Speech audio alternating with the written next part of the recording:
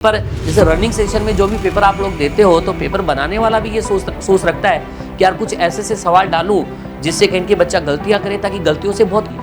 तो आप उस सवाल को जब तक फीडबैक नहीं दोगे, जब तक आप उस सवाल से बातें नहीं करोगे, तो अगेन उस सवाल के गलत होने के पूरे चांस बनते हैं। कमिटमेंट करके आओ, आज मेरा इस पेपर में ज्यादा मार्क्स लाना टारगेट ही नहीं है, इतने मार्क्स लाना कोई टारगेट ही नहीं है। मेरा टारगेट ये है कि पिछले वाले पेपर में जो मैंने गलतियां की थी उन गलतियों को मैं कम करूंगा, मिनिमाइज करूंगा। बच्चों कैसे हो आप लोग?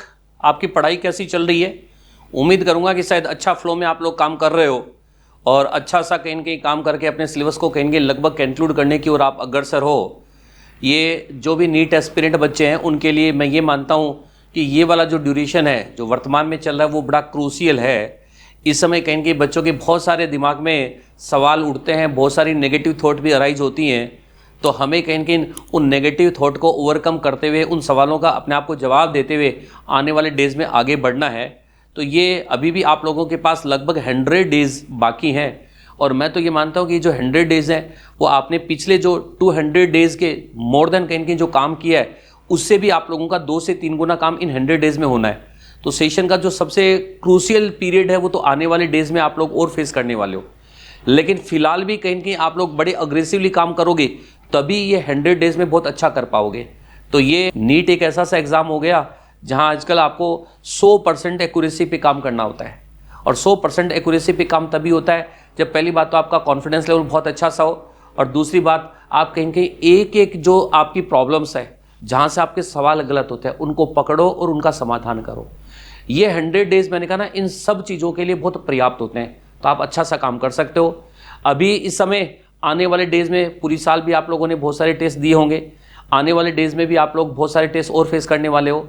तो आपके कहीं न कहीं सब बच्चों के एक सवाल दिमाग में इस समय रहता है कि यार मैं टेस्ट को कैसे से अटैम्प्ट करूं, टेस्ट में मेरी ये प्रॉब्लम्स है उनका समाधान मैं कैसे से करूं।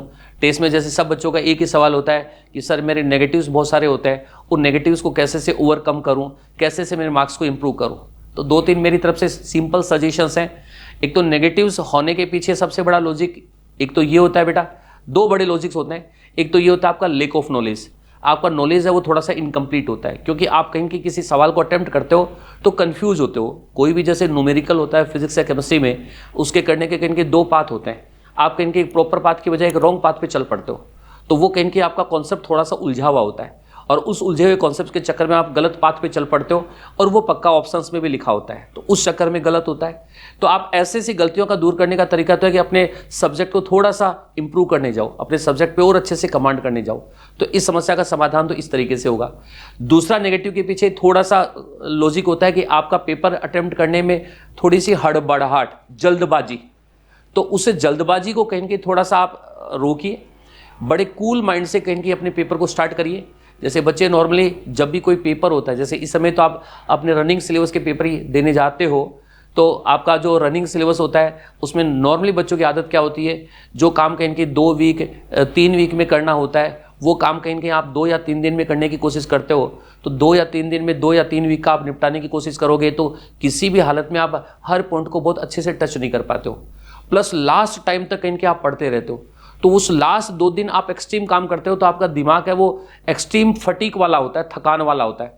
और थके हुए दिमाग से जब आप पेपर अटेम्प्ट करते हो तो निश्चित तौर पे आप कई बार तो न्यूमेरिकल ऐसे होते हैं जहां आप कैलकुलेशन करने जाते हो तो 2 × 2 को 4 की बजाय कहीं 6 भी लिख देते हो, तो वो कहीं कहीं एक थके हुए दिमाग के कारण ऐसा सा होता है।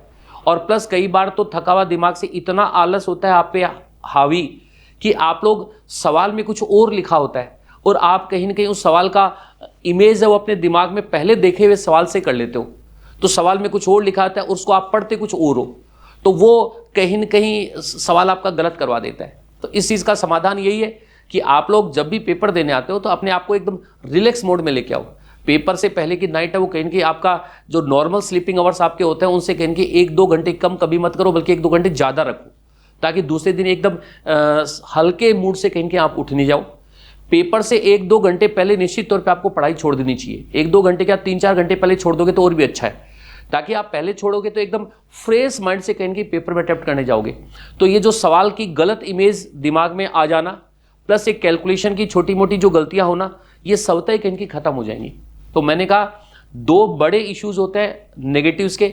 एक तो यही होता है कि आप लोग सब्जेक्ट का थोड़ा सा आपको प्रॉपर नॉलेज नहीं होता, कुछ प्रॉपर जो कॉन्सेप्ट है वो आप अपने दिमाग में सेट नहीं करते हो, तो इस चीज़ का समाधान करने जाओ। प्रॉपर कॉन्सेप्ट सेट करने का तरीका यही होता है कि आप लोग एक तो जो टॉपिक्स आपके जितने दिन क्लासेस में आप लोग पढ़ते हो उतने दिन लगातार आप साथ साथ टीचर के उस टॉपिक को कवर करते चलो। उसमें कोई भी डाउट्स है वो आप साथ साथ अपने टीचर से पूछते चलो। लास्ट जब टेस्ट का ड्यूरेशन होता है तो उस टॉपिक को बहुत अच्छे से पढ़ने की कोई आवश्यकता नहीं है, अच्छे से पढ़ने का काम तो साथ साथ होता है। वहां तो सिर्फ और सिर्फ आप उसको कंक्लूडिंग मैनर से अपने दिमाग में कहीं ना कहीं सेट करो। जब टॉपिक का आप कंप्लीशन कर लेते हो तो एक बार उस टॉपिक को स्टार्ट से एंड तक पूरा का पूरा एक बार रिकॉल जरूर करो कि इस टॉपिक में ये होता है, ये एक पर्टिकुलर फॉर्मूला होता है, इस फॉर्मूले की इस तरह की प्रोफाइल के क्वेश्चंस बनते हैं, इन क्वेश्चंस में इस तरह के से सवालों में गलतियां हो जाती है जो टीचर्स हर जगह कहीं की बताता रहता है। तो आप अपने दिमाग में ऐसे से इस टॉपिक को कंक्लूड करके आओ, और ऐसे से कंक्लूड करके आओगे तो ऐसी जो गलतियां जो कहीं की कॉन्सेप्ट्स अनक्लियर होने से होने वाली है वो कहीं की रिड्यूस हो जाएगी। दूसरा मैंने कहा ना, गलतियां होने के पीछे लॉजिक होता है कि आप लोग कहीं कहीं बहुत थके हुए दिमाग से आते हो तो पेपर से पहले 3-4 घंटे पहले पढ़ाई छोड़ दो, और पहले दिन या पहली रात जो होती है वहाँ रेगुलर जो आपके स्लीपिंग आवर्स है उससे थोड़ा सा ज़्यादा सोने की कोशिश करो। अपने आप ही आपकी गलतियाँ बहुत कम हो जाएंगी। गलतियाँ वैसे पार्ट एंड पार्सल होती है, पेपर होगा तो निश्चित तौर पर गलतियाँ कहीं कहीं बेटा होंगी। और पेपर जैसे रनिंग सेशन में जो भी पेपर आप लोग देते हो तो पेपर बनाने वाला भी ये सोच रखता है कि यार कुछ ऐसे से सवाल डालूं जिससे कहीं कि बच्चा गलतियां करे ताकि गलतियों से बहुत कुछ सीखे। तो हम लोगों का मकसद भी बच्चों को कहीं की गलतियां करवा के सिखाने का होता है। तो हम गलतियां इस समय 100% आप कभी खत्म नहीं कर पाओगे। हालांकि जैसे जैसे एग्जाम की तरफ जाओगे तो आप अपनी गलतियां रिड्यूस करते करते कहीं की ऑलमोस्ट खत्म कर लोगे। लेकिन इस समय तो कुछ तो टारगेट भी होता है हम लोगों का कि आपसे गलतियां करवाएं। लेकिन ये जो प्रॉब्लम्स है, कॉन्सेप्ट्स आपके अधूरे हैं, उनसे आप गलतियां करते हो या कुछ हड़बड़ाहट में आप गलतियां करते हो, उनको आप रिड्यूस कर सकते हो। और ऐसे से करोगे अगले पेपर में जब आप बैठने जाते हो तो कभी भी अपना टारगेट है ये रख के मत जाओ कि मेरे को अब की बार मार्क्स ज़्यादा लेके जाने। हर बार नए पेपर में हर बच्चे का टारगेट यही होना चाहिए कि यार मेरे को इस पेपर में मेरी पिछली वाली जो गलती है उनको रिड्यूस करना है, घटाना है। और गलतियां रिड्यूस करोगे तो स्वतः ही आपको पता ही है कि मार्क्स है वो आपके अपने आप ही बढ़ जाएंगे। तो ये मैंने एक तरीका बताया कि गलतियां क्यों होती हैं और गलतियां हम कैसे से कम कर सकते हैं। एक सजेशन मैं और दूंगा, जैसे ही आप लोगों का जब पेपर खत्म होता है तो पेपर खत्म होने के बाद में उस पेपर से जो जो सवाल आपके गलत हुए हैं उन सवालों से अच्छी तरह से बातें जरूर करा करो।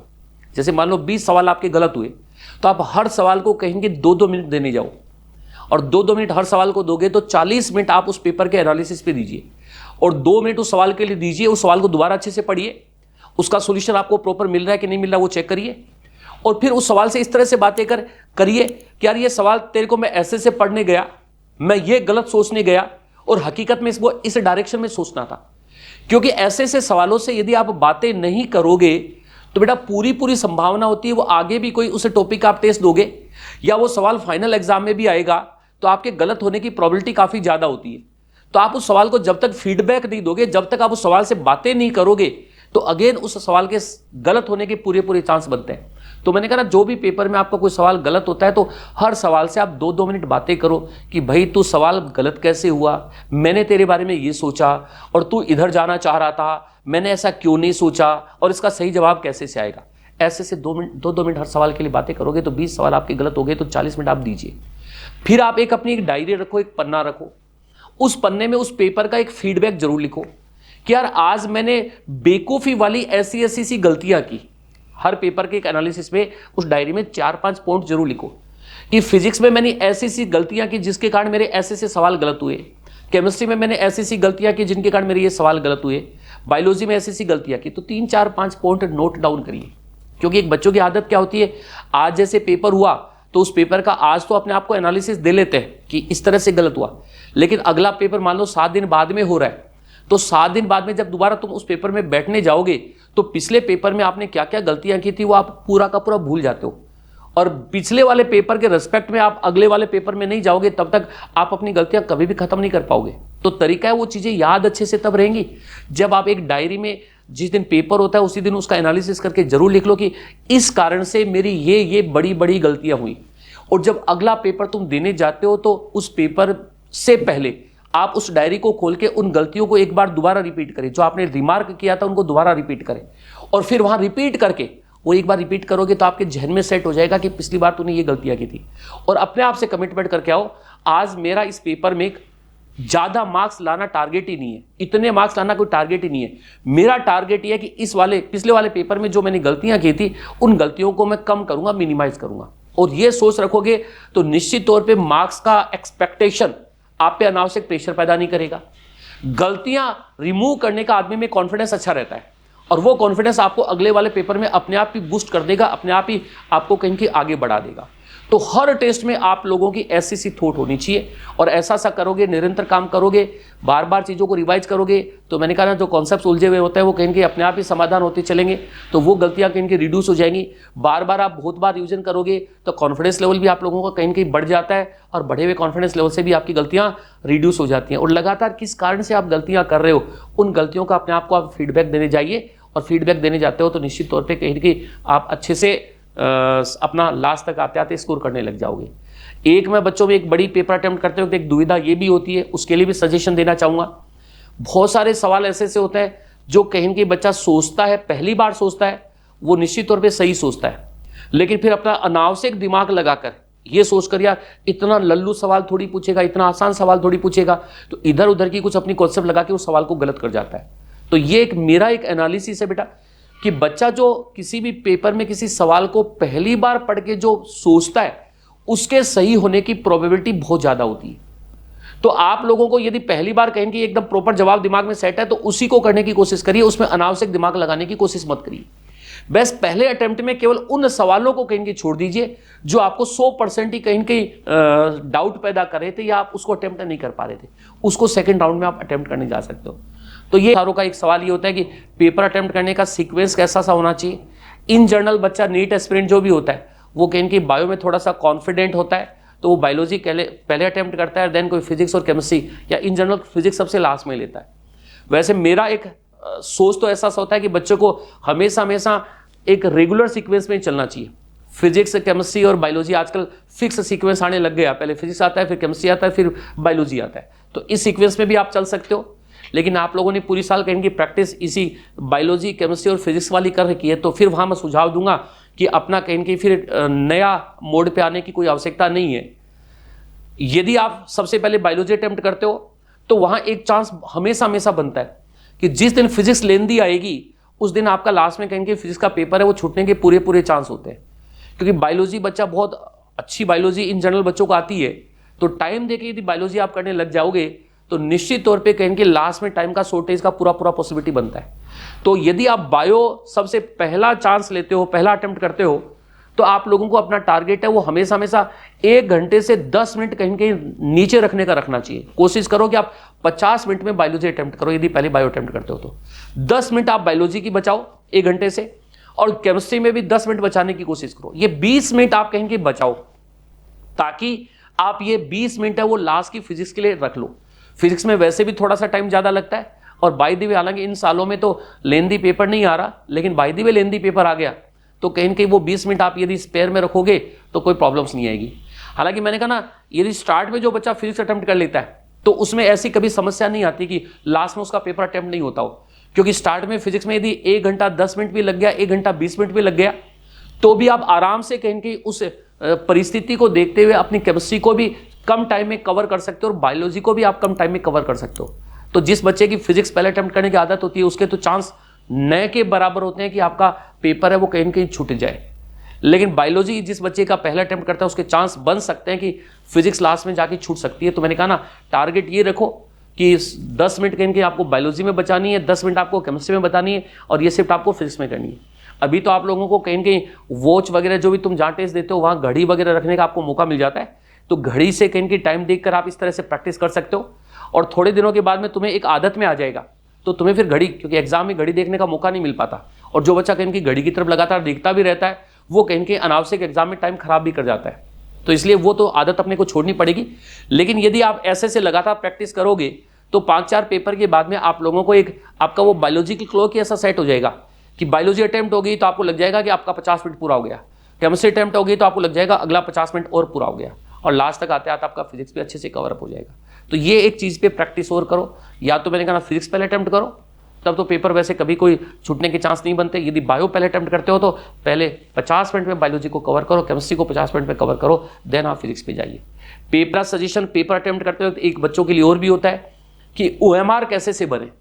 तो जैसे बहुत सारे बच्चों की आदत होती है कि पहले पूरा पेपर अटेम्प्ट करते हैं देन OMR भरते हैं, वहां कहीं ना कहीं OMR भरने में गलतियों के चांस बहुत सारे हो जाते हैं, क्योंकि OMR भरने के लिए लास्ट के टाइम पे आप जाओगे और लास्ट के टाइम पे तो बच्चा बहुत सारा अंडर प्रेशर भी आ जाता है, उसके कुछ सवाल छूटे हुए भी उसको दिखते हैं और उस समय तक आते आते कहीं ना कहीं हड़बड़ाहट चालू हो जाती है।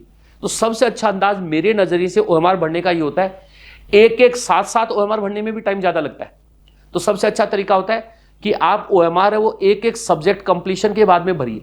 जैसे आपने सबसे पहले बायोलॉजी अटेम्प्ट किया, बायोलॉजी भी बॉटनी जूलॉजी 2 पार्ट आता है, 50 सवाल बॉटनी या जूलॉजी जो भी आपने अटेम्प्ट किए उसको कंप्लीट करो, फिर उसकी OMR भर दो। जो सवाल आपने छोड़ रखे हैं उनको आप एक बार छोड़ दीजिए, फिर अगले 50 सवाल अटेम्प्ट किए उसकी OMR भरो, फिर अगले 50 अटेम्प्ट किए उसकी OMR भरो, फिर अगले 50 अटेम्प्ट के लिए उसकी OMR भरो। फर्स्ट राउंड इस तरह से कंप्लीट करिए और फिर आप सेकंड राउंड पे जाओ। तो कोई पर्टिकुलर सवाल आपने छोड़ रखा हो फिजिक्स में, जैसे सवाल नंबर 10 आपने छोड़ रखा है, तो सवाल 10 को अटेम्प्ट करो, उसकी OMR उसके साथ साथ बढ़ते रहो। और ऐसा करोगे तो आप लास्ट मिनट तक का भी प्रॉपर सदुपयोग कर सकते हो। और ऐसा कहीं के पेपर अटेम्प्ट करोगे तो OMR के गलत होने के चांस न के बराबर होंगे। तो खैर, बाकी आप जहां भी पढ़ रहे हो अच्छे से पढ़िए, अच्छे से अपने लास्ट के सिलेबस को कंक्लूड करिए, कॉन्फिडेंस में रहिए, मस्त रहिए, व्यस्त रहिए। निश्चित तौर पे जो रिजल्ट आपने सोचा है वो आपको जरूर मिलेगा। धन्यवाद।